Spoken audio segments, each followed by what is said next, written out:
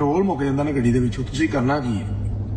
Petrol ਮੁੱਕ ਗਿਆ, ਤੁਸੀਂ ਪੈਟਰੋਲ ਦਾ ਨਹੀਂ ਇੰਤਜ਼ਾਰ ਕਰਨਾ ਕਿ ਪੈਟਰੋਲ ਹੁਣ ਉਹ ਪੰਪ ਅੱਗੇ 3 ਕਿਲੋਮੀਟਰ ਤੇ 3 ਕਿਲੋਮੀਟਰ ਮੈਂ ਕਿਵੇਂ ਜਾਵਾਂ। ਜਦੋਂ ਗੱਡੀ ਬੰਦ ਹੋਣ ਲੱਗਦੀ ਹੈ ਨਾ, ਜਦੋਂ ਬੰਦ ਹੋਣ ਪੈਂਦੀ ਤੁਹਾਨੂੰ ਪਤਾ ਲੱਗ ਗਿਆ ਪੈਟਰੋਲ ਮੁੱਕ ਗਿਆ। ਹਾਂਜੀ, ਉਹਨੂੰ ਗੱਡੀ ਨੂੰ ਇਸ ਤਰ੍ਹਾਂ ਕਰੋ, ਇਸ ਤਰ੍ਹਾਂ ਕਰਨਾ ਸ਼ੁਰੂ ਕਰ ਦਿਓ। ਇਸ ਤਰ੍ਹਾਂ ਕਰਨ ਨਾਲ ਗੱਡੀ ਨੂੰ ਇੱਕ ਸਾਈਡ ਤੇ ਕਰਕੇ ਇਸ ਤਰ੍ਹਾਂ ਕਰੋਗੇ, ਉਹ ਜਿਹੜਾ ਤੇਲ ਹੋਏਗਾ ਨਾ ਉਹ ਫਿਊਲ ਪੰਪ ਛੱਲਾ ਮਾਰੇਗਾ ਤੇਲ ਟੈਂਕੀ ਦੇ ਅੰਦਰ।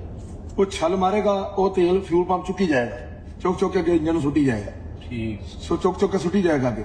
ਉਹ ਜੋ ਤੇਲ ਸੁੱਟੇਗਾ ਅੱਗੇ ਗੱਡੀ ਨੂੰ, ਉਹ ਆਪਣਾ ਮਿਲਦਾ ਜਾਏਗਾ ਫਿਊਲ, ਔਰ ਗੱਡੀ ਸਟਾਰਟ ਹੋ ਕੇ ਜਿਹੜੀ ਮੰਜ਼ਿਲ ਤੇ ਤੁਸੀਂ ਪਹੁੰਚਣਾ ਹੈ ਪੈਟਰੋਲ ਪੰਪ ਤੱਕ ਤੁਸੀਂ ਪਹੁੰਚ ਸਕਦੇ। ਅਗਰ ਖੁਦਾ ਨਾ ਖਾਸਤਾ ਤੁਹਾਨੂੰ ਨਹੀਂ ਪਤਾ ਚੱਲਿਆ, ਤੇਲ ਮੁੱਕ ਗਿਆ, ਖਤਮ ਹੋ ਗਿਆ, ਬਿਲਕੁਲ ਗੱਡੀ ਤੋਂ ਬੰਦ ਹੋ ਗਈ ਹੈ, ਫਿਰ ਤੁਸੀਂ ਕੀ ਕਰਨਾ ਹੈ? ਨਹੀਂ ਪਤਾ ਚੱਲਿਆ, ਫਿਰ ਗੱਡੀ ਨੂੰ ਖੜੀ ਕਰਕੇ ਉਹਨੂੰ ਕਹਿਣਾ ਬਈ ਪਿੱਛੋਂ ਨਾ 3 ਬੰਦੇ ਧੱਕਾ ਲਾਓ, ਗੱਡੀ ਆਟੋ ਹੈ, ਨਿਊਟਰਲ ਕਰਕੇ ਉਹਨੂੰ ਕਹਿਣਾ ਧੱਕਾ ਲਾਓ। ਉਹਨਾਂ ਨੇ ਧੱਕਾ ਲਾਇਆ, ਯਕਦਮ ਸਵਿਚ ਲਾ ਕੇ ਨਾ, ਸਵਿਚ ਫੁੱਲ ਲਾ ਕੇ, ਸਰਫ ਨਹੀਂ ਮਾਰਨਾ, ਸਵਿਚ ਲਾ ਕੇ ਉਹਨਾਂ ਨੂੰ ਕਹਿਣਾ ਕਿ ਧੱਕਾ ਲਾਓ। ਜੋ ਧੱਕਾ ਲਾ ਰਹੇ ਨੇ ਯਕਦਮ ਬ੍ਰੇਕ ਮਾਰਨੀ, ਜਦੋਂ ਬ੍ਰੇਕ ਮਾਰੇਗਾ ਤੇਲ ਇੰਜ ਮਾਰੇ, ਛੱਲ ਮਾਰੇਗਾ, ਅੱਗੇ ਨੂੰ ਛੱਲ ਮਾਰੇ, ਉਹ ਛੱਲ ਮਾਰੇਗਾ ਨਾ ਉਹਦੇ ਚੋਂ।